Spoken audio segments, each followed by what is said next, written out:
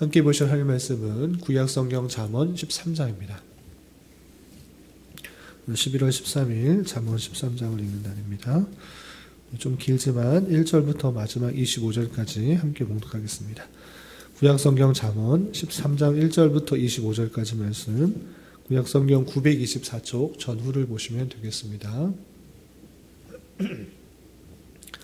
1절부터 함께 봉독합니다. 지혜로운 아들은 아비의 훈계를 들으나 거만한 자는 꾸지람을 즐겨 듣지 아니하느니라. 사람은 입의 열매로 인하여 복록을 누리거니와 마음이 괴세한 자는 강포를 당하느니라. 입을 지키는 자는 자기의 생명을 보존하나 입술을 크게 벌이는 자에게는 멸망이 오느니라. 게으른 자는 마음으로 원하여도 얻지를 못하나 부지런한 자의 마음은 풍족함을 얻느니라. 의인은 거짓말을 미워하나 악인은 행위가 흉악하여 부끄러운 데에 이르느니라. 공의는 행실이 정직한 자를 보호하고 악은 죄인을 패망하게 하느니라. 스스로 부한 채 하여도 아무것도 없는 자가 있고 스스로 가난한 채 하여도 재물이 많은 자가 있느니라. 사람의 재물이 자기의 생명에 속전일 수 있으나 가난한 자는 협박을 받을 일이 없느니라. 의인의 빛은 환하게 빛나고 악인의 등불은 꺼지느니라. 교만에서는 다툼만 일어날 뿐이라. 권면을 듣는 자는 지혜가 있느니라. 망령되이 얻은 재물은 줄어가고 손으로 모은 것은 늘어가느니라. 소망이 더디 이루어지면 그것이 마음을 상하게 하거니와 소원이 이루어지는 것은 곧 생명나무니라. 말씀을 멸시하는 자는 자기에게 패망을 이루고 계명을 두려워하는 자는 상을 받느니라. 지혜 있는 자의 교훈은 생명의 셈이니 사망의 그물에서 벗어나게 하느니라. 선한 지혜는 은혜를 베푸나 사악한 자의 길은 험하니라. 무릇 슬기로운 자는 지식으로 행하거니와 미련한 자는 자기의 미련한 것을 나타내느니라. 악한 사자는 재앙에 빠져도 충성된 사신은 양약이 되느니라. 훈계를 저버리는 자에게는 궁핍과 수욕이 이르거니와 경계를 받는 자는 존영을 받느니라. 소원을 성취하면 마음에 달아도 미련한 자는 악에서 떠나기를 싫어하느니라. 지혜로운 자와 동행하면 지혜를 얻고 미련한 자와 사귀면 해를 받느니라. 재앙은 죄인을 따르고 선한 보응은 의인에게 이르느니라. 선인은 그 산업을 자자손손에게 끼쳐도 죄인의 재물은 의인을 위하여 쌓이느니라. 가난한 자는 밭을 경작함으로 양식이 많아지거니와 불의로 말미암아 가산을 탕진하는 자가 있느니라. 매를 아끼는 자는 그의 자식을 미워함이라. 자식을 사랑하는 자는 근실히 징계하느니라. 의인은 포식하여도 악인의 배는 줄이느니라. 아멘. 예, 감사합니다. 오늘 말씀 읽기 본문은 잠언 13장입니다. 우리가 계속해서 솔로몬의 제2잠언의 말씀을 대하고 있습니다. 솔로몬의 제1잠언은 1장부터 9장까지고 제2잠언은 10장부터 24장까지 되어 있습니다.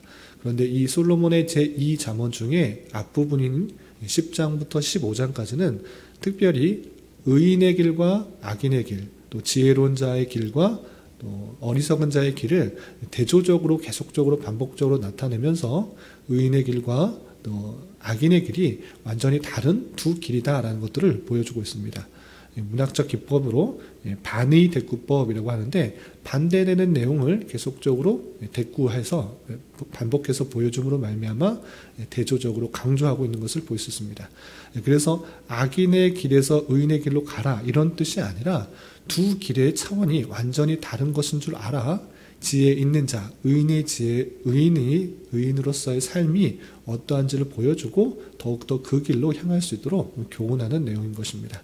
그래서 10장부터 15장까지 계속적으로 대조적인 그 내용들이 대꾸되어서 나온다라는 생각을 가지고 읽어 나가시면 되겠습니다.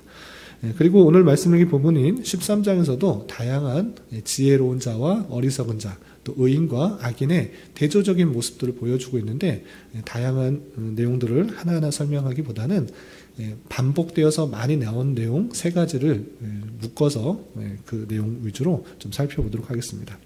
첫 번째로 많이 강조되어서 나온 표현 중에 하나가 무엇인가 라고 할 때는 훈계를 잘 받아들이도록 권면하는 그런 말씀입니다. 12장에서도 나오는데 13장에서도 여러 번 반복해서 훈계를 잘 받아들이라 라는 그런 표현들이 있습니다.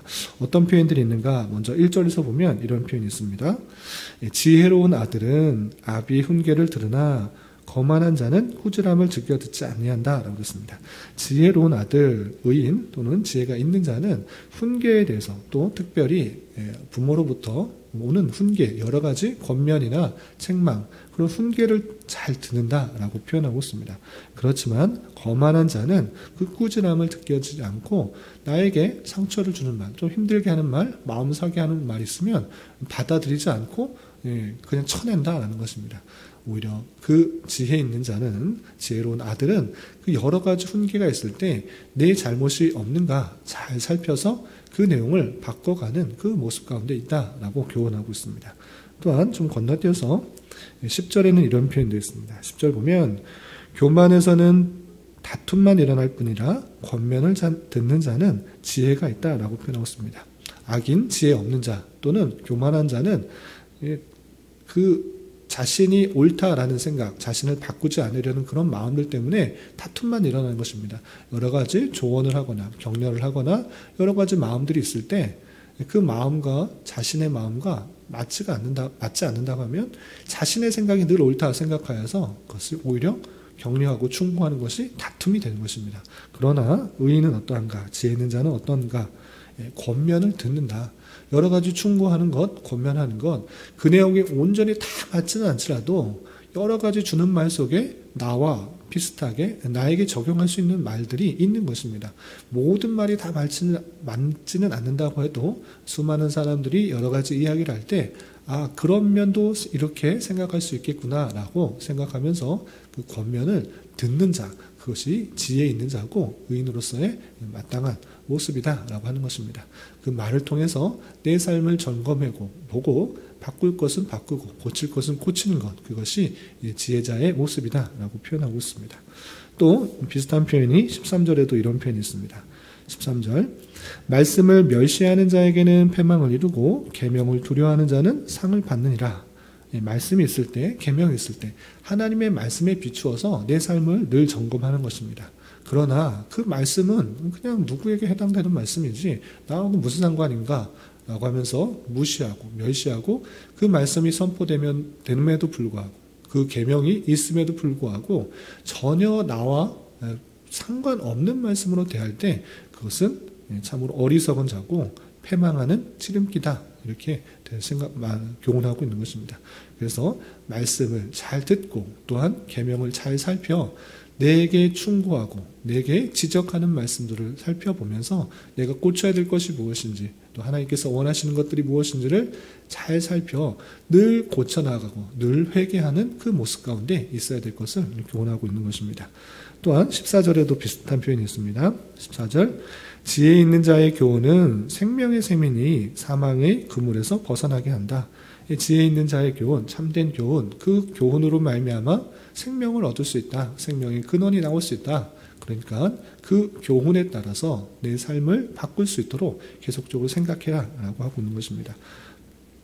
또 18절에서도 이런 표현이 있습니다. 18절 보면 훈계를 저버리는 자에게는 궁핍과 수욕이 이르거니와 경계를 받는 자는 존영을 받느니라.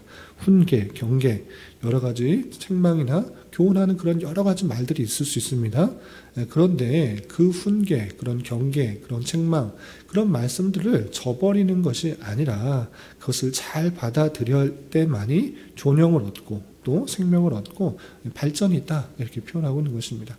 그래서 의인으로서 지혜 있는 자로서 가져야 될 첫 번째 자세는 여러 가지 주변에서 오는 그런 책망이나 또 훈계나 권면, 특별히 하나님 말씀과 교훈에 비추어서 내 삶을 끊임없이 바꿔나가려는 그 자세가 필요하다는 것들을 잘 깨닫고 내가 항상 옳다라고 교만한 마음 가운데 갖는 것이 아니라 늘 겸손하고 겸비하여서 말씀을 통해서 내 삶을 바꿔가기에 힘쓰는 자가 되어야 될 것입니다. 그것이 지혜 있는 자, 하나님의 택함을 받은 자로서의 마땅한 자세다. 우리가 나아갈 방향이다라고 생각해야 될 것입니다. 그리고 또 많이 강조하는 표현 중에 하나는 무엇인가 라고 할 때는 12장에서도 많이 표현됐는데 또 언어 생활입니다. 2절과 3절, 5절에 반복해서 이런 표현이 있습니다. 2절 먼저 보면 사람은 입의 열매로 인하여 복록을 누리거니와 마음이 괴사한 자는 광포를 당하느니라. 사람은 어떤 사람들은 자신의 입에 말하는 것을 통해서 입으로 나오는 그런 말들을 통해서 많은 것을 얻을 수도 있고 또한 잃을 수도 있다라는 것입니다. 복록을 누린다. 여러 가지 취할 것들, 녹들을 얻을 수 있다라고 표현하고 있는 것입니다. 그렇지만 마음이 괴사한 자, 마음이 원어적인 표현은 범죄자, 사기꾼인데 그러한 사람들은 오히려 어려움을 당한다. 말을 잘 하면 많이 도움을 얻을 수 있는데 말을 그렇게 행하지 않음으로 말미암아 말 한마디에 천냥빚도 갚을 수 있고 말하는 것을 통해서 사람들의 마음도 움직일 수 있고 또 도움을 받을 수도 있는 것인데 그렇게 행하지 않고 잘 행하지 않음으로 말미암아 말을 함부로 함으로 것으로 말미암아 오히려 어려움을 당하게 되고 또 힘듦을 당하게 될 수 있다라고 강조하고 있는 것입니다. 또한 3절에서는 이런 표현도 있습니다. 입을 지키는 자는 자기의 생명을 보존하나 입술을 크게 벌리는 자에게는 멸망이 오느니라. 입술을 크게 벌린다라고 할 때 아무 말이나 하는 것, 말을 그냥 자기 생각대로 그냥 막 하는 그런 모습들인 것입니다. 그러나 입을 단속하고 잘 지켜서 필요한 말을 하고 언어 생활을 바르게 하고 올바른 말을 많이 하게 될 때 자신의 생명을, 자기의 영혼을 온전히 지켜나갈 수 있는 방편이 된다는 것입니다. 그렇기 때문에 더욱더 지혜 있는 자로서 하나님의 택함을 받은 자로서 언어 생활을 바르게 하는 것을 통해서 그런 영혼도 지키고 또 여러 가지 복록도 잘 누릴 수 있는 그런 삶을 살도록 교훈하고 있는 것입니다. 또한 좀 건너뛰어서 5절을 보면 이런 표현도 있습니다. 의인은 거짓말을 미워하나 악인은 행위가 흉악하여 부끄러운데 이르느니라 되어 있습니다. 의인, 지혜로운 자, 하나님의 택함을 받은 자는 거짓말을 미워한다. 거짓말하는 것, 하나님께서 싫어하시는 줄 알아 거짓말하는 것 자체를 두려워하고 마음에 껄끄러운 것이 있는 것입니다. 그렇게 거짓말을 하는 그 자체가 안 좋은 줄 알아 말을 할 때 신중하게 할 뿐만 아니라 진실된 말, 또 바른 말을 행하는 것을 통해서 그렇게 삶을 살아가야 될 것을 표현하고 반면에 악인의 길은 어떠한가? 행위가 흉악하고 부끄러운데 이른다라고 하면서 말로써 또 행하는 것을 통하여서 악하게 이르는 그 모습 가운데 보여주고 있는 것입니다. 이런 말씀을 통해서 더욱더 우리 언어 생활이 어떠한지 잘 살펴보면서 하나님께서 주신 입으로 사람들에게 위로하고 격려하며 또 권면하고 진실된 말을 행하는 것을 통해서 지혜로운 자의 모습을 잘 드러내야 될 것입니다. 특별히 교회의 사명인 복음 전파의 사명을 감당하는 자로서의 입들을 잘 사용할 수가 있어야 될 것입니다. 그리고 한 가지만 더 보도록 하겠습니다. 13장에서는 특별히 재물과 물질에 관한 그런 표현들이 많이 나타났습니다. 부하게 되는 것, 또 가난한 그런 내용들, 그런 내용들이 많이 되어 있는데 그 내용들을 몇 가지 좀 살펴보겠습니다. 4절 먼저 보면 게으르는 자는 마음으로 원하여도 얻지 못하나 부지런한 자의 마음은 풍족함을 얻는다 라고 하면서 게으르는 자와 부지런한 자를 대조하고 있습니다. 게으른 자, 어떤 일들이 있을 때 마음, 육체를 가진 사람으로서는 좀 쉬고 싶고 좀 더 눕고 싶고 또 나중에 하고 싶은 그런 마음들이 있는 것입니다. 그러나 그런 게으른 자의 그 모습을 통하여서도 여러 가지 것들을 행하지만 게으르고 나태하게 행했기 때문에 마음에 원래 얻으려는 그런 모든 것들을 얻지 못하는 모습들이 있는 것입니다. 그러나 부지런한 자의 마음은 풍족함을 얻고 영혼의 풍성함을 얻는 그런 내용들을 보여주고 있습니다. 또한 7절에서도 스스로 부한 채하여도 아무것도 없는 자가 있고 스스로 가난한 채하여도 재물이 많은 자가 있다라고 표현하고 있습니다. 스스로 나는 부자다, 나는 많이 가졌다라고 언어 생활로 말로 그렇게 표현하지만 실제 돌아보면 그 내용을 보면 그 안을 잘 살펴보면 아무것도 갖지 않는 그런 모습들이 드러난 것입니다. 빈수레가 요래하듯이 아무것도 가진 것이 없는데 그냥 부한치 않은 그런 모습들도 있다. 그러나 가난한 채 아무것도 없는 것처럼 보이고 정말 검소하게 사는 것처럼 보이지만 재물이 많은 자도 있다라는 것입니다. 그런 것처럼 재물이 있는 것 없는 것 겉으로 드러나는 것의 차원이 겉으로 보여지는 것에 의해서 결정되는 것이 아니다라는 것들을 설명하고 있습니다. 또는 8절에서는 이런 표현도 있습니다.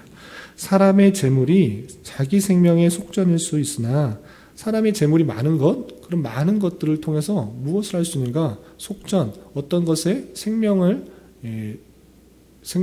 구할 수 있는 그런 돈이 될 수 있는 것입니다. 어떤 큰 일을 당했을 때 많은 재물을 가지고 이것을 구원하기 위해서 속전이 될 수 있다라는 것입니다.